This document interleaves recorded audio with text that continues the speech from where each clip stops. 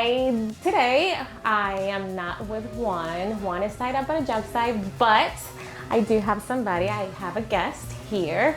It's gonna be a little interesting because Juan is my better half, and he's the the one who breaks the ice, but we'll make it worth it. So Andy, tell us about yourself. So hi everybody, my name is Andy. I'm Andy Mendes. I'm an interior designer, and I've been as a designer for, I would say, 10 years now. Actually 11 years now.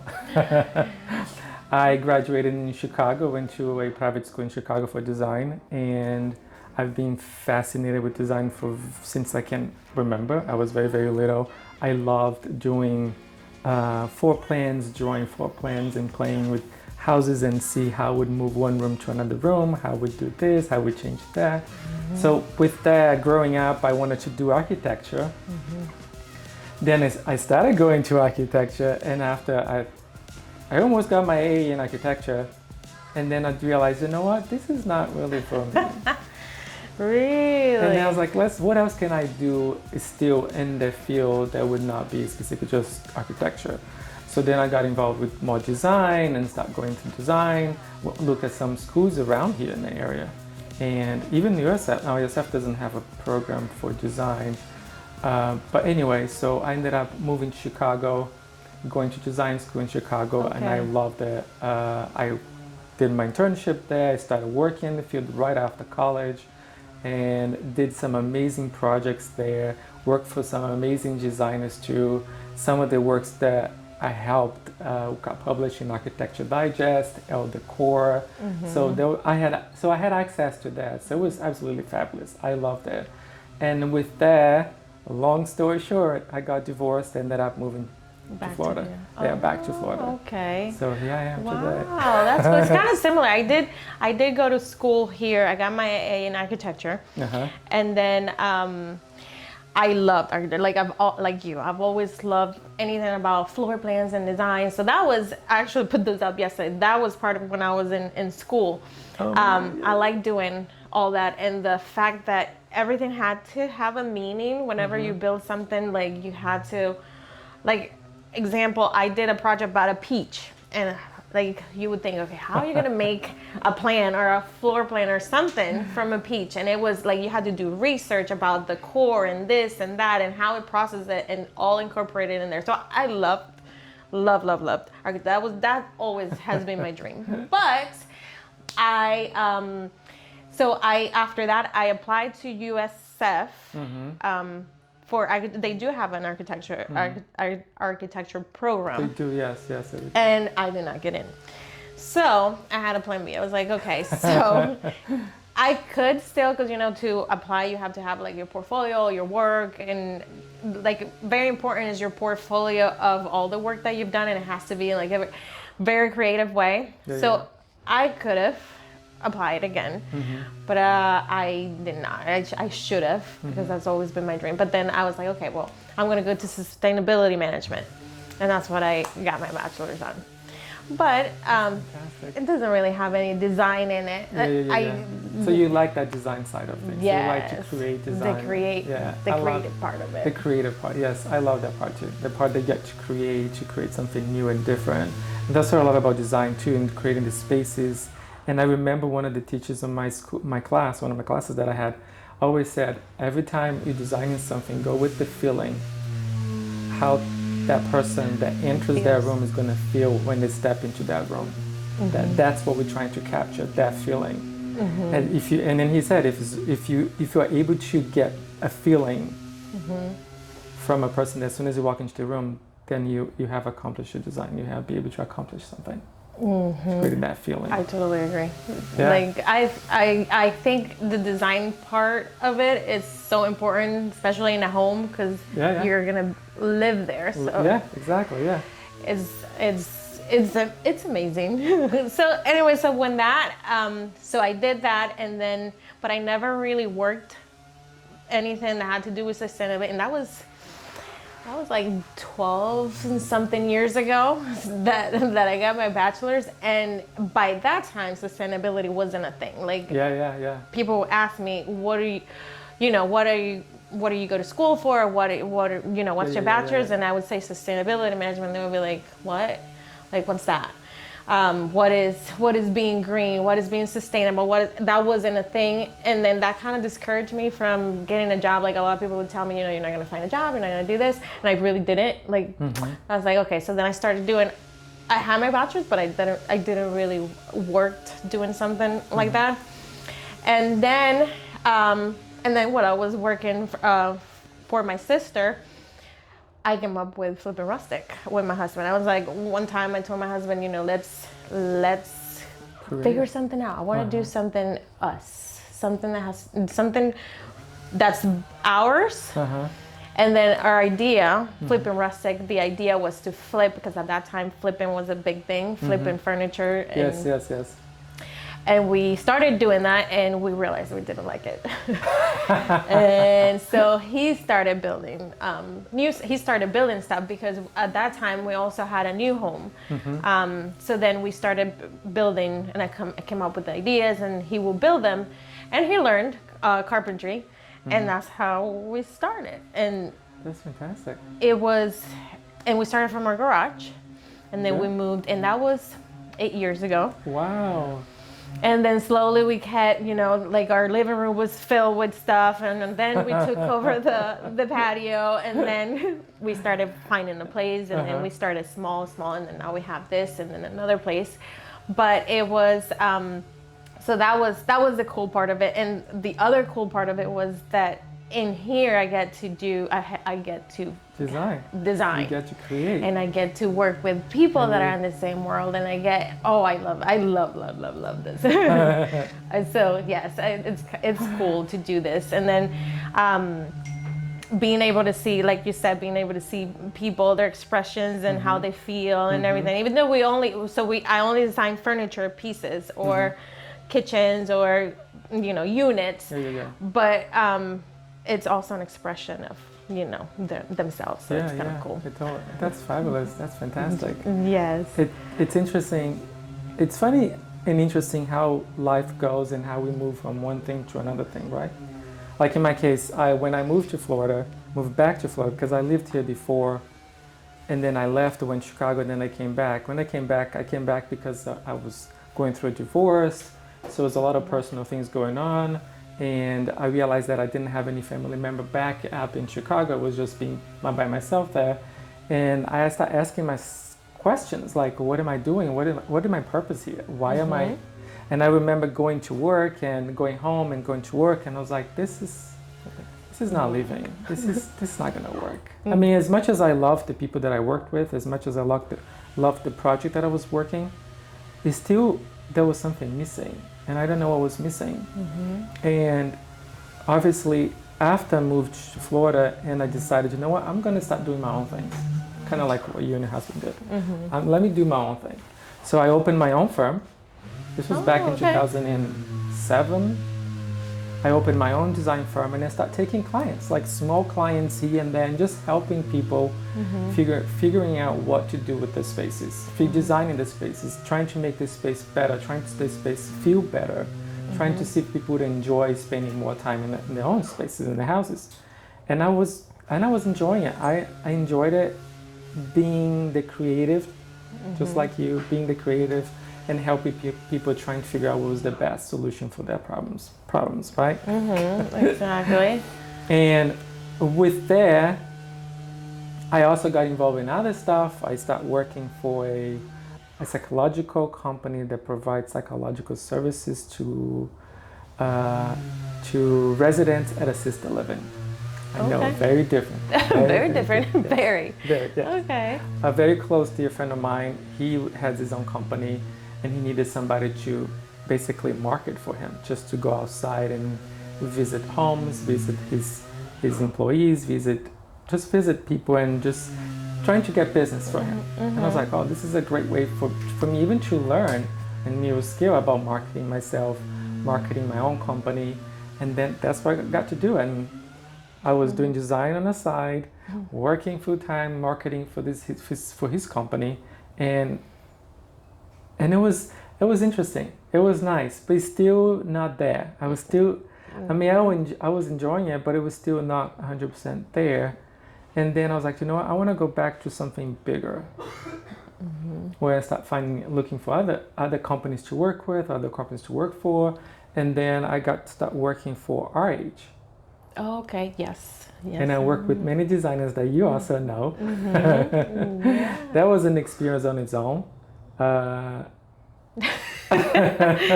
you don't have to talk about your experience. I'm not gonna get into details about that. It's a mixed feelings, and I'm sure a lot of us who actually have gone through that process or through that experience was a lot of mixed emotions, mixed feelings about how it is. And you know, it's retail. Retail, it's brutal. It's at the end of the day, the bottom line is how much money have you brought in, and there's a competition. It's almost cutthroat competition. So, and you feel that energy. You feel that, and you like. The environment is not. Yes. And it's not conducive for you to be creative whatsoever. It completely kills your creativity.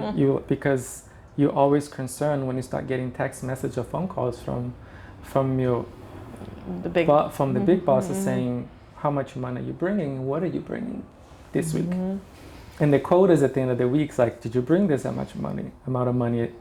So it's just putting more pressure into you, and you like start wondering, is like, I don't want to be pushing furniture to people. That's not what I want to do. Do you know what I mean? Yes. I don't want to be, here, you need to buy extra sofa. Let's buy this one because it's more expensive. So the company profits from it. So I start questioning again, evaluating what I really want as a person. Yes. Like, right, we're all here. And I know this is going to sound really morbid right now, but we're all going to pass one day, right? So, and then we have to make the best of what we have and what we got. So I start asking myself, okay, so what do I want to do? How do I want to contribute to society? How do I want to contribute to my friends and my colleagues? And what makes you happy? Exactly, and what makes me happy? What is that butterflies that comes, like, what is that? So I start asking myself what I want to do this, and then start asking myself, and then going after, just trying different things. I got this amazing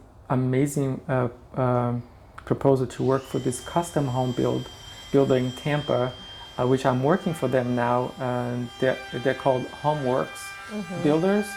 They are on Davis Islands, so we mainly do houses on the islands, actually multiple islands, and I love it. Obviously now I'm part of a team. And being part of the team, you don't have the competition. No, not the competition. You don't have the final say in the design. Okay. When you're in a team environment, it's multiple opinions, multiple views. Like, oh, this should be best, that should be best, and then obviously there's always have to have a principal or a director that tell everybody, okay, so we're gonna focus this. This is gonna be the main, and I miss that part. And that's why I continue doing my own design on the side for my own clients. Okay. But I only pick clients that I want to work with. I'm very selective. No, and that's acceptable. That's totally acceptable. Like for Homeworks, I don't have a choice on what clients to take, which is fine, which is great. I love it because, and then I'm interacting with all sorts of people from all different backgrounds, so all different walks of life. While my own company, I'm very selective about who I want to work with. Yeah, because now you figure out who do you like to work with. Exactly. And then what is my style? That I know the client's going to appreciate my style. So what is your style? That's a very good question. What is your style? Because I haven't seen your work. I only saw, what you show me, and I haven't seen anything else. So I don't know what's your style. So I tend to lean towards transitional and mid-century. Okay. Transitional meaning it's like a traditional with a twist. I call it. I like to say that. I've seen that style come up more often now. Yes, yeah, it's coming. It's becoming more prevalent right now. Yes, and I like the mid-century too because I like the straight lines, the simplistic of it, just the functionality of it. So I love that. But I do like details because I feel like the design, the completion of the project comes with the details, and not like the details. Flowers, the details of how you feel when you touch those handles. Do you know what I mean? Like when you see details in the cabinets, those details enrich the design, enrich the experience, right? So So that's kind of my style. So Okay. transitional to mid-century. I like that. I like that. I would love to see your work. And Yes, I love to share. I'll share it. Yeah, I'll share some of my work. Yes. So, what were we talking about? So we were talking about your experience at Homeworks doing Yes. what you do. Yeah. So I really love working for them. I really working with them. Right now, we just got this amazing project, which I'm not allowed to say much about it, but I just say that it's a football player's house or an ex-football player's house. Okay, cool. Which is I just saw the design a couple of days ago, and we had the walkthrough, and it was phenomenal. It was like, whoa, this is definitely gonna knock people's socks off. So do they give you a project for you only, or is it among everybody? It's a team. Okay. It's a team. It's not just me. It's a team. So we have 3 designers in the office. We have 3 project managers.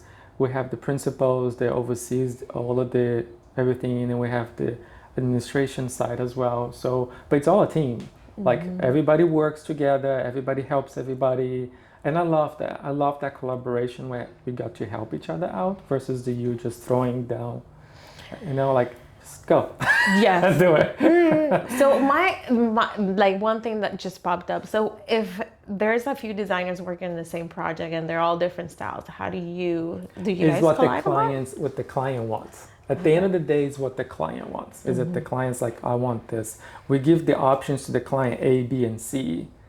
And then the client's gonna have to pick what they prefer, and then whatever they prefer. And if they're like, oh, can we twist here? Can we make some adjustments here? And then we find the design to what the client wants. At the end of the day, it's what the client wants. Okay.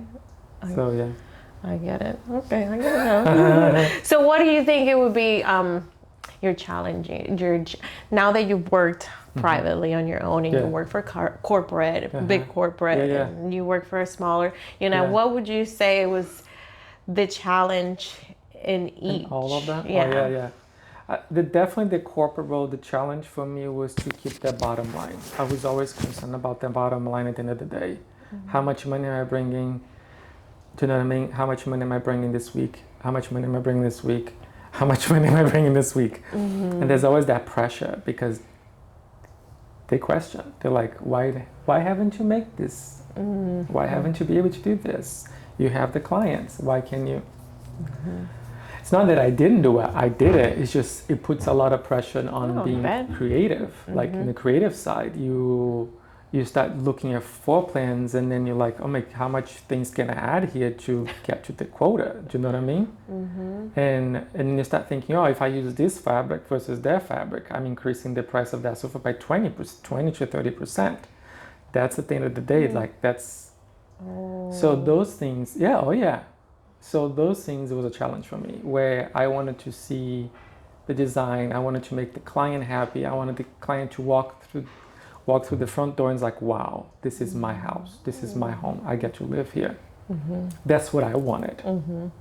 Not, somebody tell me, why haven't you made the quota this week?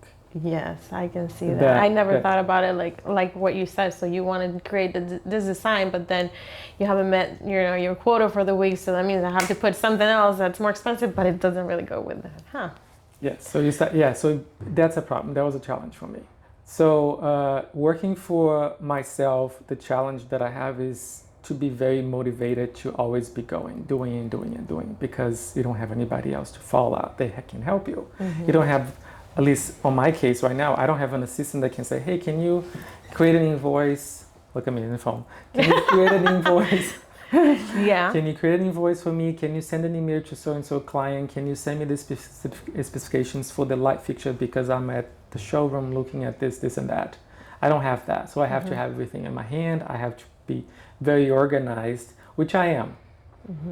But it adds another challenge, which is you have to wear many hats. Exactly. You have to wear many hats. You're everything. Exactly. No, I know so that was a challenge to work for myself, just to work for my own business. And then the challenge to work for a smaller company, like in this case, Homeworks. The challenge there, I would say, is making sure that everybody understands what's happening, communication, which that's the key component for any business, is make sure that everybody understands what's happening, that that all the pieces that are lined up and everything is working out together. And I think the biggest challenge for me there is communication. Make sure that everybody understands what's going on. On the same page. Exactly. And what would you think that's a challenge for a small company? Where? For a small company? Why do you think that's a challenge to communicate with whereas in corporation, you have all these gadgets or systems and all that stuff, right? Yes, yes. And then for a small company, why? Well, I think it is, from my own point of view, from my own experience, is that when you're on site and then something's going on, instead of calling, oh, hey, I need your help here, can you come here right now? Is there somebody saying, you know what, I'm just going to make the decision right now and this is what it is. I'm not saying that this was happening there, but I'm saying it happens. And I've had experience in the past where this happens, where there was no, or somebody sent an email and somebody didn't see it. And then instead of following up, say, hey, I sent you that email, can you go and check it out? I need the answer. It's waiting for that person to respond, and then a week goes by, 2 weeks goes by, and nobody talks about it because forgot, and then it just falls down the cracks. I can see that. I think, and when you mentioned that, I'm like, that has been one of our biggest challenges because we're a small company. So communication was one of the things, like you said, because it goes.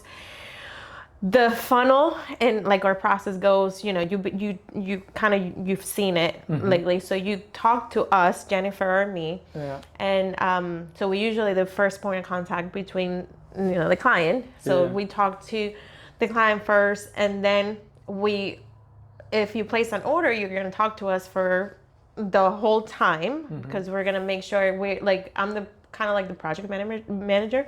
So then I check with them. Where are we at on the project? Where are the materials? Where's this? Where's that? And then I update the customer throughout the process before we start or during the building process or production, right? And then it goes to installation. Then in installation, one takes over, and since he's on site and working on the job, sometimes there are changes, like you said, that happen over there, and then the customer might approve it verbally. And then sometimes there are, no, I did not say that, or I don't want that. There was nothing in writing. I didn't know. They go the next day, and I'm like, oh. So it happens. So I can see that happening. We're trying. Okay, how do we figure this out? How can we? So I always try to tell the customer, everything that happens on site. If there are any issues, concerns, please let me know because I make sure that things don't fall through the cracks.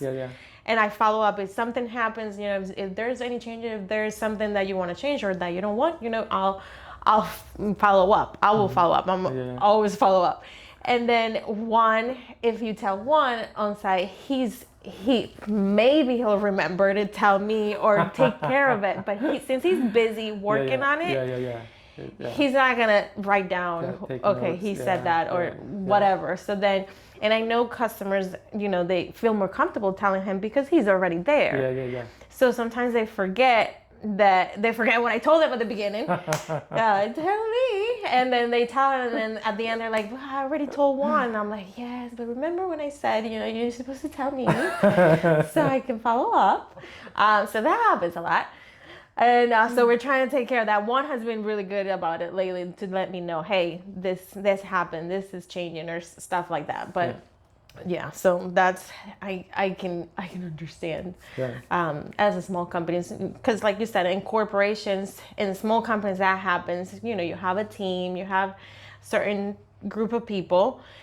More than 2, 3, 4, 5, and that need to communicate all around. And then in big corporations, you have this softwares that you can manipulate and do this, and everybody can communicate as a whole. But in big corporations, there's always a system that somebody created somewhere at some point to improve this, and that. So the communication is I would say a bit better. Because there's a safe system in place. But when there's no system in place, it just falls through the crack. And And I've seen it. I've seen it many times. I've seen it in small companies. Yeah, I've seen it. More in more small companies than large corporations, where things fall. Yeah, if you don't have a system in place, it happens. Yes, and usually they have a bigger person in charge, so that person is held accountable. You know, like they have big teams with big, you know, there's different systems. One thing that I didn't like about for a large corporation is that there was no one person that would start the project with you and go through the entire process with you at the very end. Interesting. Yeah, I mean, unless, in my case, my experience of this recent experience is that unless you purchase a large amount, unless the design, it was a large amount, and you're like, what is a large amount? Well, large amount is like 100K? 100, 200, 300, 400, 500. As long as you're doing multiple items where you're completing the room. You're doing rugs, you're doing seating, you're doing tables, you're doing draperies, you're doing accessories, you're doing tables, you're doing case goods. So you're doing almost light fixtures. So I would say at least the large majority items of the room. Then you would get somebody to come and be able to, okay, so that goes there, that goes here, that goes here. So I feel like, at least I felt that with the larger corporation, there wasn't somebody that walked in, met the client, and went through the entire process of purchasing, selecting, going through the delivery process, everything. There wasn't anybody like that. They tried to have a project coordinator that would somewhat knew what was happening, but was behind the scenes. And sometimes the project coordinator got to go to the site and help out and see, but they didn't know what was happening. They just was feeding the information that people were giving them. They didn't have the overall. Okay. So I thought that was lacking. Somebody that would meet you right here and then go through the entire process with you into the very end. And I think that would be kind of frustrating as a client. I would think that you see different people and then you have to explain it again. And yes, exactly. Exactly. Yeah. And I saw another problem was that the turnover was it was big. There was a constantly changing of people coming and going because people who see the culture and people like, this is not for me. And then it'll be in it. So that was a big thing too. That you meet somebody this week and then a couple of months from now somebody's gone and then there's a new person coming in. That was a little hard too. I can see. I would be frustrated if it was like, okay, like I like to deal with one person, and I'm loyal. Like if for services for anything, like I've had my bank since I opened it, since I was 15. I had the same bank. Like I'm very loyal to what I have. If it's something's good, I'll be stuck with you forever. Yeah. Like I don't need to change it unless, I don't know, it has to be something big. Unless you did something, then if you fuck up, then bye. I'll change it. But I'm loyal as can be with anything. So I wouldn't like that. I would like to talk to the same person and just give it that person. Yeah. I totally get that. Yeah. So I was gonna ask you, what was it? I had a question that I was thinking. And I totally forgot. I forgot what I was going to say. But anyway, with your background, you're from Brazil, right? Yes. I was born and raised in Brazil. I moved to the U.S. I moved around a lot, let's be honest. So which one do you like better? What area? What area? Well, so let me give you a little cap of I'm going to make this long story short. So I was born in Brazil. I left Brazil and moved to England. Moved to London. I moved to London because I wanted to experience something. I just wanted to have a change. I just needed a change. I was going through a rough patch down in Brazil. Anyway, it's a long story, like I said. And then I told my mother, do you know what? I'm getting out of here. And I had a very close friend from high school who moved to London, and with her boyfriend. She had this Italian boyfriend who said, let's just move to London, let's just move. And they just picked up and left. And then I think it was a year later that she was there. She's like, why don't you just come, just spend some time with me. So I just went. So I just picked up and left. Wow. So yes, and at that time, you couldn't literally be in England, and if you decided to stay there for a long term, you could just go to the immigration's office and say, look, I'm going to stay here for this amount of time. I'm doing this, and that. And they would be okay with that. Nowadays, that doesn't happen. No, it's changed. Okay. But back then, that was a thing. Easier. It was a lot easier. So I just went and I just like, you know what? I got a job as a nanny. I started work as a nanny, taking care of a boy. He was like 5 at the time. And I stayed with this family for 5 years. I was studying English. I was working as a nanny, and I was just discovering myself, finding out what I wanted to do.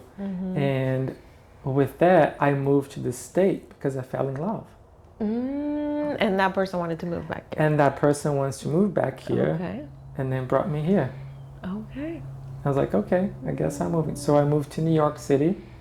I hated it. I know a lot of people are going to hate me for saying this, but I did not like New York at all. I mean, don't get me wrong. I love New York to visit, to spend a few days, maybe a week max. But to live there, it's a whole new game. It's a whole another, oh my God, yes. I felt like it was, and I know because people asked me, like, you lived in London. How come you don't like, you love London, but you don't like New York? But it's very different. The culture is very different. The people, it's just different, very, very different. And I think I was in a different place too. But anyway, so from New York, I moved to Tampa, Florida. And I was in New York, we were in New York for almost a year, and I didn't like New York. I just want to be out of there. And then we decided to move here. We moved to Tampa, and I loved it. I loved Tampa. I loved the area. I think it's reminded me a little bit of Brazil, of the culture of Brazil, that more slower pace, more people are more polite, people more, I don't know, they seem a little more warm. So I loved it and I enjoyed it being here, and then from here I moved to Kentucky because Kentucky, okay. So when I was going to school, I didn't want to go to USF for architecture, which was my next step. I had taken classes at HCC, at community college, getting my AA, and I was almost done. And I like to know, I don't want this. So I was trying to find other things to go for, and we were traveling. Was a road trip. We were traveling through Kentucky, and we stopped in Berea. Berea is a art community, art town. It's a lot of artists. They had just built this art center in Berea, and it's just quaint. It was lovely. I loved it, and everybody was so nice and friendly, and I'm like, I want to be here. So you moved there. So I moved to Kentucky, and they had an interior design program. I didn't go to Berea College, which that's the college. I ended up going to Lexington, Kentucky, going to the UK, University of Kentucky, for the interior design program. And they gave me a scholarship, and that's why I moved. So I was there. The downside, I was only there for less than a year. I ended up moving back to Florida because other reasons, financial and other things. And from Florida, I moved to Chicago, where I got married. I had granted, I didn't create a family. I mean, it was a family, but it was just the two of us. And I was there for 6 years. I loved Chicago. I love Chicago. Chicago's still in my heart. I love this. So your favorite place is Chicago out of all of them? London and Chicago, they're very close. Okay. London because it has that, I don't know, I think maybe because it was the first time that was out of the country, and I was just in this amazing city where you can see people from all over the world. All different cultures, all different backgrounds, and all different languages, and it was amazing. It was absolutely amazing. I loved it. And funny enough, everybody's very friendly. You would think that everybody would be like not friendly at all, but everybody was friendly. What I did think was a bit odd for me coming from Brazil was that you could be like, take the public transportation, for example. You could take the tube, the train. In the morning, you could be wearing nothing but underwear and nobody will look at you. Everybody's in their own world? Everybody's in their own world. Everybody's reading paper or reading a magazine or on their phones or whatever it was. But they would not look at you. You could be wearing flip-flops, a t-shirt and underwear. pajamas. Nobody cared. Nobody cared. Well, that's kind of what I've heard about New York too, in the way that everybody's in their own world. That is true. Yes. In New York, everybody's in their own world. Yes. But I thought that was, for me, was very different. It was a very different culture for me too. Because in Brazil, I mean, Latinos, they love looking at people. They love staring at you. They check you from head to toe. It's like, what is he wearing? What is her wearing? Kind of thing. Do you know what I mean? Yes. So yeah, if I'm coming from there and then going to a more, I think it was just different, a very different culture. But I did love being there. I loved the family that I worked for. They were very welcoming to me. They just embraced me, and I'm still in touch with them. This has been what, nice. 20 years, almost 20 years. That's nice. And you haven't gone back to London? I've gone back. Yes, yes, I have gone back. The last time was 2015 or 16, and I've been back. And I love it. So I would say Chicago and London, my favorite places. Okay. Yeah, Chicago is, in the summer, it's fabulous. I mean, I've winter never been is like, in oh my summer. God. I've been in winter. In the winter, it's like, oh my God, yes. But in the summer, it's spring and summer is fab. Even the fall. In the fall, there's always festivals happen in the city. There's always a music, something happen. There's always something happening. There's always something happening. I've heard about that. So my brother-in-law, so my sister's husband, he's from Chicago, and they always go there, and they always talk about Chicago, you know, all the things that they do and the city. And then from my husband's brother, his brother was he's a Chicago Cub fan, and his I don't know if he was raised there but he's also from Chicago. So he always talks about Chicago. And the funny thing is, it's when you meet him, he's a funny guy. So he hears a lot of news about this shootings in Chicago. So all he hears is that. So whenever he says, "But isn't Chicago dangerous? Is it like I always hear these things?" And so when you said that, I'm like, see, I always hear like good things about Chicago, and I've probably been there maybe twice. So I haven't experienced the whole summer and, you know, all the things that they do. Yeah. But I've heard it's nice. I mean, it's like any bigger city where crime exists. You know, it exists anywhere. It's LA, Chicago, New York, you know, Nashville, Tampa, you know, Miami. It happens. It's just knowing where to go and also be aware of your surroundings. Do you know what I mean? You're not gonna be taking a public transportation and just have your bag open and just like la la land. You're gonna be aware of what's going on around you, right? That's that too. So, and then if you see something suspicious, just leave and just, do you know what I mean? Just protect yourself. But I've watched the White Sox game. I watched the Cubs game. I've watched what else? So many games. I think all of them I've at least once I went to experience, which was lovely. It was fun just to see and eating hot dog or eating Chicago hot dog, eating Chicago the pizza, which I don't like it. It's too heavy. But I still did it, and it was fabulous. I loved it. I loved the city. My favorite was when I was going to school. This was usually on Wednesdays or Thursday. I think it was on Wednesdays. Leaving college, getting out of class, and then going to the Art Institute, the museum, where they have amazing, fabulous pieces from all over the world. Okay. And I just loved just walking around and just being inspired. It was just like it was lovely. Would you say that since you've been in different cities, the style it's gonna change, right? 100%. Even today, I see that the styles that we see in California, from the styles that you see in Utah, from the styles that you see in Colorado or in Chicago area, it's different. It's very different from the style that you see in Miami or even up here. I see that the larger cities, you see more design. Yes. Where people, they have access to it, that's why. So they are more open to try different things or try unique styles or be bold and let's paint this walls blue kind of thing. Do you know what I mean? Where in the middle of the country or other areas, they don't have, they see what's on TV. I see TV being largest influence of people, HGTV, you name it, you know. There are all those, what do you call those people, those famous people on Instagram? Chip and Joe. That too, yeah. So they're big influencers. They're big influences on making changes in how people see design. But yeah, there is a distinctive difference between the taste and look between states and cities.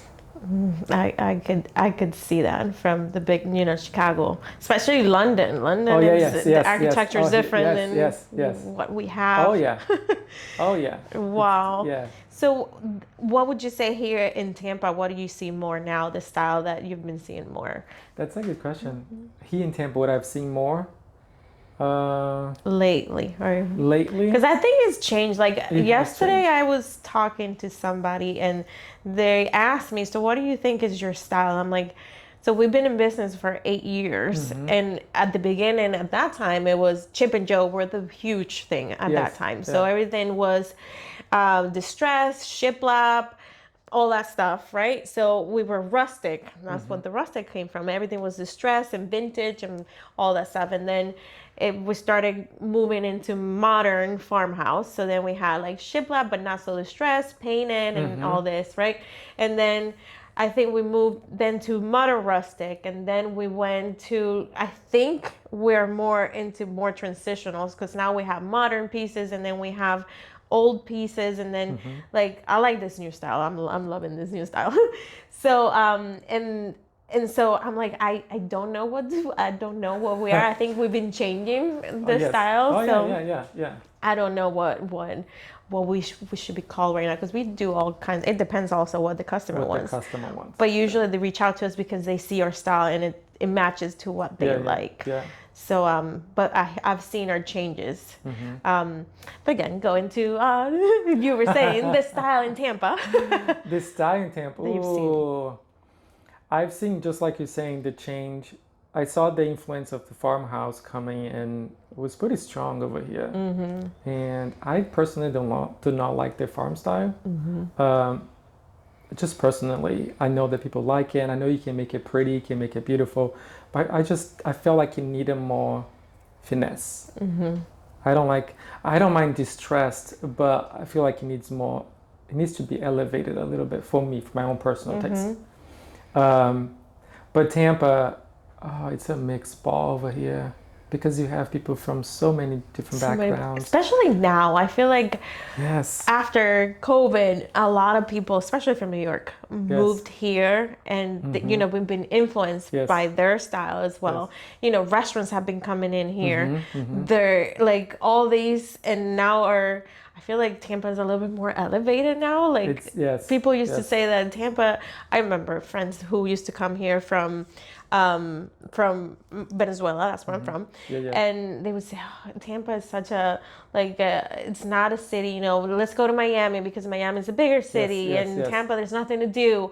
And now it's like boom, like all these restaurants and all this stuff, all these events. Like there's a lot to do. There's a lot of developments coming. A lot of things. I don't know if you heard about that. They're developing this area in Ybor City where they're transforming. There's even a marina coming. Oh, like that IKEA area, that port area. That they apparently 5,000 residents coming, retail stores, restaurants. They're all getting changed.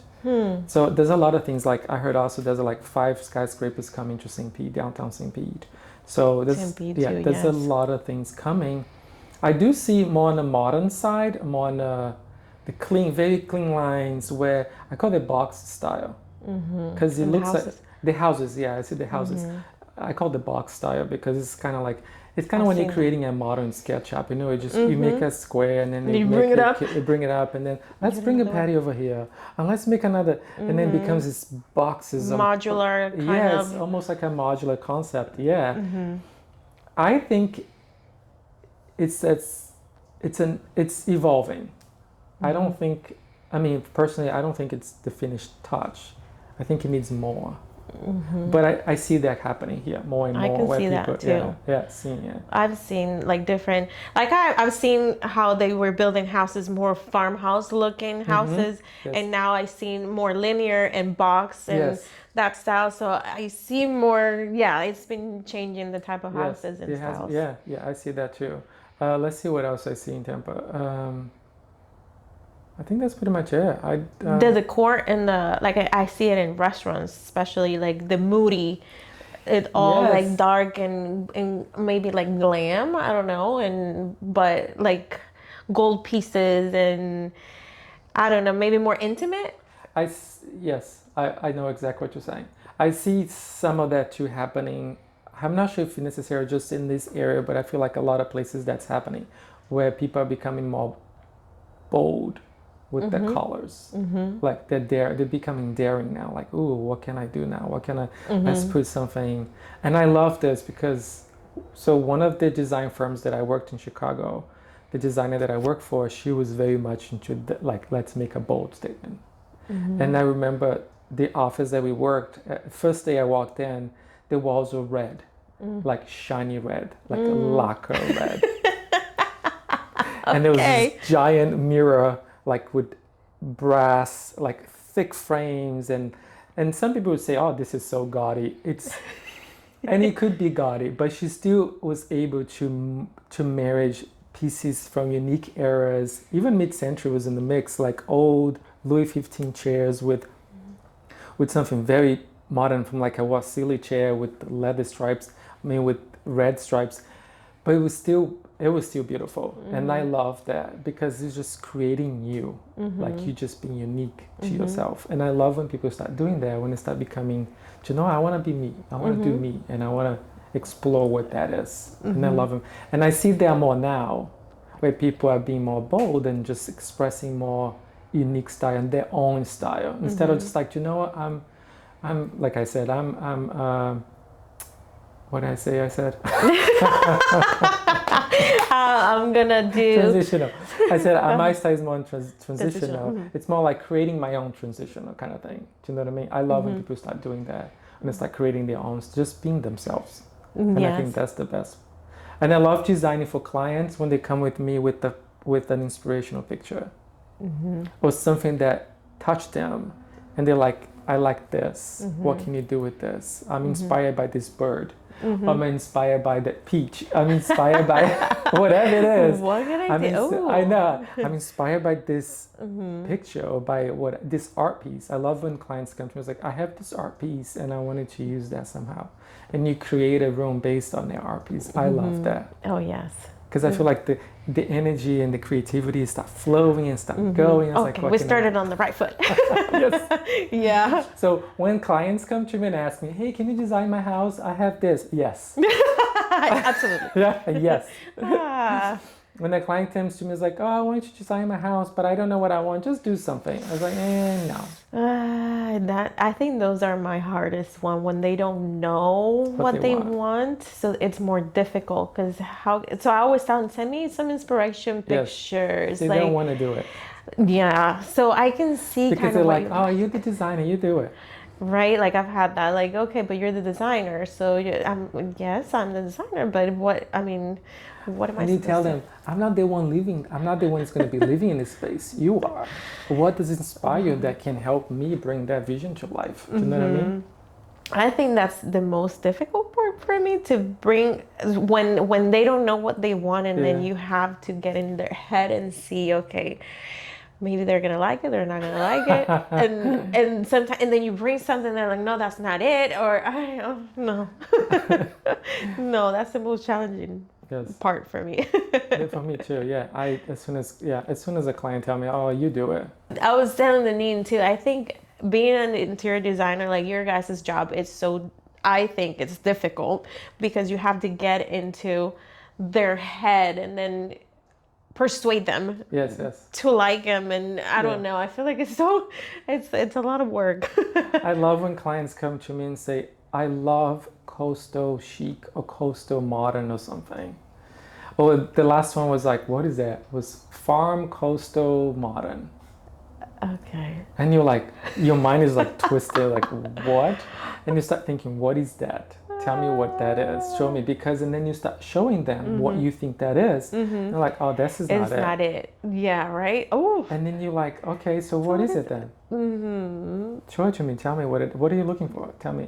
So I like when the client at least do the homework. I mean, they don't have to design it. Just give me something to work with. Don't just say, here, you the designer, just do it. Or just tell me, oh, I love this designer. I love this designer. Oh, I watched this show that I watch on TV, and there's this house that I watched this show, and I love the house. Boom. Yeah. Then you know, okay, well, she kind of likes So that. then I know where to start. So I can look at that and start, okay, let's see how we can come up something with not copying it, but creating something that was inspired on that. And I think a lot of people don't realize, but part of your job involves research too, like a lot of research. A lot of times you have to research. You have to research about, you have to research about sizes, one, right? Sizes, colors. You have to research of styles. Would this chair go with that chair? Would this table go with that chair? Do you know what I mean? That sofa arm would go with that sofa arm, with that chair. That's going to be right next to it. Would this room communicate with this room? Like you're creating a living room, and then you're like, okay, so we have the dining room that's going to be next door. Is it are they going to communicate? What are they going to tell to each other? Kind of thing. Do you know what I mean? What they're telling each other.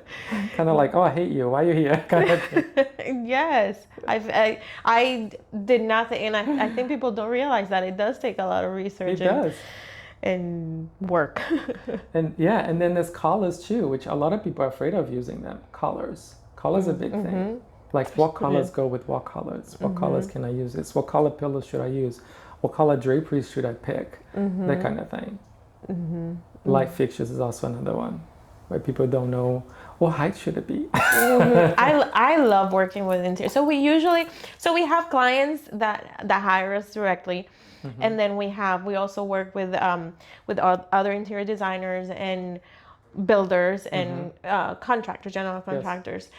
So, but I love working with interiors, and they're more into detail. Like they're on the same page as I am. Like I just love it. We're in sync. So yes, the way what's your process on design working with you? With me personally, just me. So I tend to, just like I said, I ask for an inspiration, something that inspired you, that you want your house to reflect that. It could be just a feeling, like you saw a piece of artwork or something, and then from there I start creating things. Or first you always have to check the space that you're designing. You have to visit the space so you know what you're gonna do. Then you have to talk to the client and say, how are you gonna use this space? How do you see yourself using this space? And you also have to consider that some clients sometimes they tell you what they would like to do, but they've never done it. It's kind of like client says, oh, I love to make pastas, but I've never made pastas, but I wanted to have an island to make pasta. But they never did it. So then you're gonna be like, okay, I'm gonna create something for you that you potentially are not gonna use. So do I want to invest my time on creating something that you probably not going to use, or should I invest my time creating something that I know you're going to use? And then you have to convince them. Yes, and then you have to talk to them and educate. There's also a part of education. You become an educator, where you educate your client about things, how you do this. Perfect example, talking about pasta. I have a client that I just finished designing. We just finished the project, a kitchen, and he loves cooking, and he wanted to cook. He wanted to have a space for him that he could open everything, laid out, cut his vegetables, or make pasta, roll pasta. And then, but he wanted granite countertops. He was in love with this granite, and he wanted this granite so bad. And then I said, well, you know that granite is a natural resource, and it's very porous, and we can seal it, but you still couldn't stain it. They could get stained. If you drop tomato sauce on it and leave it there without cleaning, it's just gonna absorb that. So what else? So you have to educate. It's like, okay, so let's do on the island a quartz, a man-made quartz, where there's no pores. It's sealed for life. It lasts for like 10, 20 years, and you'll be able to roll that dough without any problems. You'll be able to smear potato sauce everywhere, drop wine if you need to, whatever, and just wipe it clean, done. So at least they know how to use this space. So you become an educator as well to your clients how to do things, right? Sometimes they think, they think that that's going to work for what they want, but they don't really know. They don't really know. They don't really understand that. Another thing that I see is lights in the dining above your dining table. Sometimes clients just want this tiny little light that doesn't give you any light, or want this giant light and the table is this small. And you're like, oh, I just want this nice big wow factor. I was like, okay, let's try to see how we're gonna create this wow factor. It could be a light that's proportional to the table, and maybe we do a wallpaper in the background that's gonna elevate that space and bring you that wow factor. So going back to that question, how do I start? So definitely visit the site, see what you're working with, and then see how the client's gonna use that space. Take your notes, and then you go back to your corner and start. First thing I like to do is draw a floor plan, because and then I start seeing circulation, where you're gonna walk, where exit points, where is the sitting area, where is this, what is that, do you know what I mean? So you know how much space we're working with. Then I start thinking about, okay, so what pieces can we complement this space? As far as furniture, do we need a built-in unit here? Do I need this, do I need that? And then start selecting those items. But I always meet with the client with the floor plan first before anything else, because they have to be part of that. And I like to bring them into the design to involve them, because and then they get excited about it. So they get excited, and when they're part of it, some clients don't want to have anything to do with it. Yeah, they just leave it up to you. You do your magic. you do your magic, and then but some clients, they do like to be involved, and I like those clients that like to be involved, that they want to be part of it. So so that from that, and then from the floor plan, start selecting colors, selecting finishes, selecting furniture, and then from there, once they approve things, we start purchasing items, and everything is going to go to storage. If they don't live in the house, everything could go in the house. And then we schedule a day to install everything. Okay. But I don't know if you noticed, I actually want to ask you this from the designers that you've been working to, is that I've noticed since COVID that not everything is arriving at the same time. Before COVID, we could purchase all the items for the house. I'm not talking about built-in units, the kitchen, the custom kitchen. I'm not talking about that. I'm talking about just furniture items, just pieces that you can bring in. Rugs, light fixtures, draperies, all that stuff.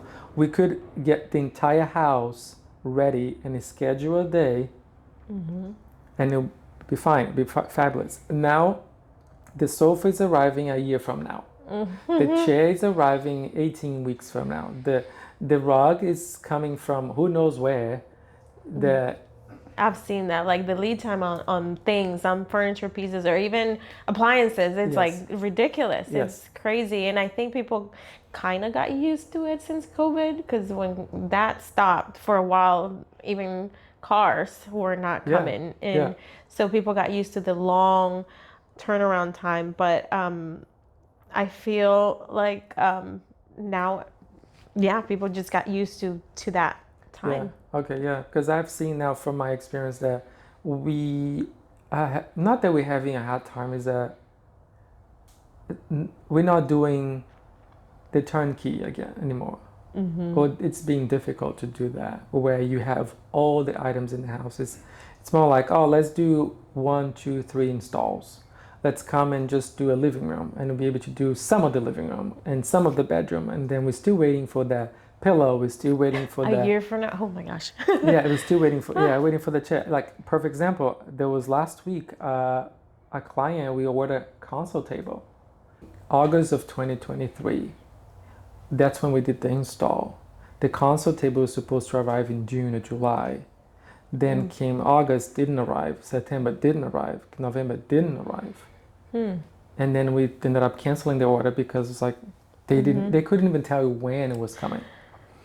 So then we had to order something else, and that still took at least a couple of months. It was delivered last week. Wow. The house literally was delivered to the client in August last year. And now we're kind of like finishing details because the pieces wasn't here. Wow. Yeah, I think a lot of people gotten used to that, some of them, but Yeah. it's something that's out of our control. Yes. Oh yeah. Oh yeah.